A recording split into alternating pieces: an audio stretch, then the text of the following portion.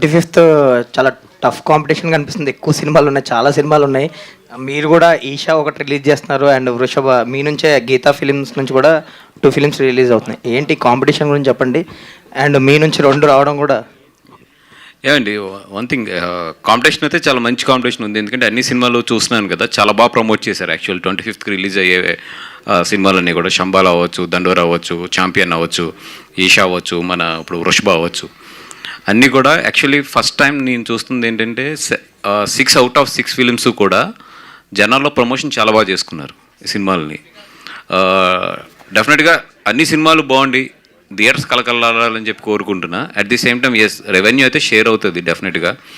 దాంట్లో 2 సినిమాలు బాగున్నా కూడా రెవెన్యూ చాలా గట్టిగా షేర్ అవుతుంది. బట్ అలాగని చూస్తే నెక్స్ట్ ఫర్దర్గా కూడా డేట్స్ కూడా ఎక్కడ లేవు. వృషభ అంటే because of it is Malayalam, Kannada, Telugu, Hindi కాబట్టి దాని డేట్ చేంజ్ చేయలేము.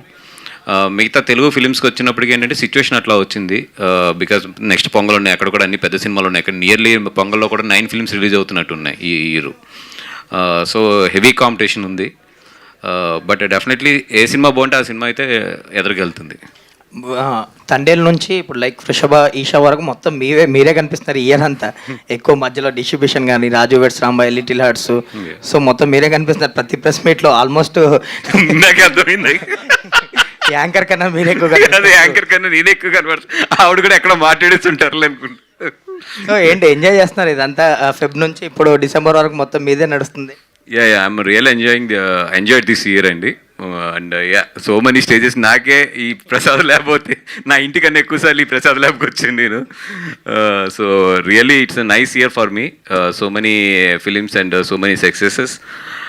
నెక్స్ట్ ఇయర్ కూడా బాగుండాలి. బట్ నెక్స్ట్ ఇయర్ ఎక్కువ ఏంటంటే I'm going to be on the production more than the releases.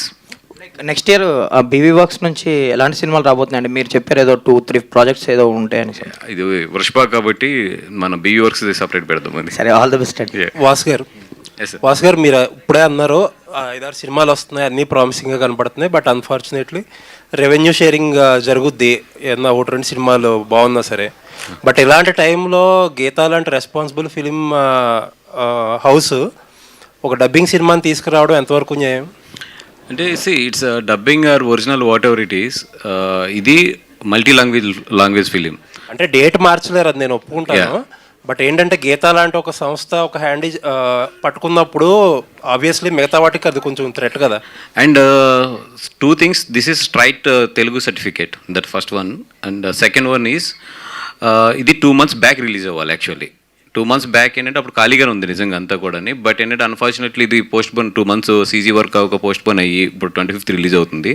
మా కమిట్మెంట్ అండ్ అగ్రిమెంట్ ఏదైతే ఉందో అది మనం హానర్ చేయాలి. అండ్ ఇది హిందీలో రిలీజ్ చేస్తున్న పెన్ అండ్ కనెక్ట్ వీళ్ళందరూ కూడా మాకు apart from the film we are very much close friends చాలా సంవత్సరాల నుంచి. అందుకని ఎట్టి పరిస్థితుల్లోని కూడా అప్పుడు ఇచ్చిన commitment we don't want to cross that commitment, అందుకని చెప్పి తీసుకున్నాము. అండ్ రెండోది ఏంటంటే ఇది మలయాళం సినిమా. అండ్ యు నో దట్ మనకి అల్లు అనేది మలయాళంలో ఒక స్పెషల్ ఇది ఉంటుంది. వాళ్ళు మమ్మల్ని చాలా బాగా దగ్గరగా కూడా తీసుకుంటారు. And we want to support this film at any case. అందుకని చెప్పి ఈ అన్ని విషయాలను దృష్టిలో పెట్టుకుని వీఆర్ సపోర్టింగ్ దిస్ ఫిలిం.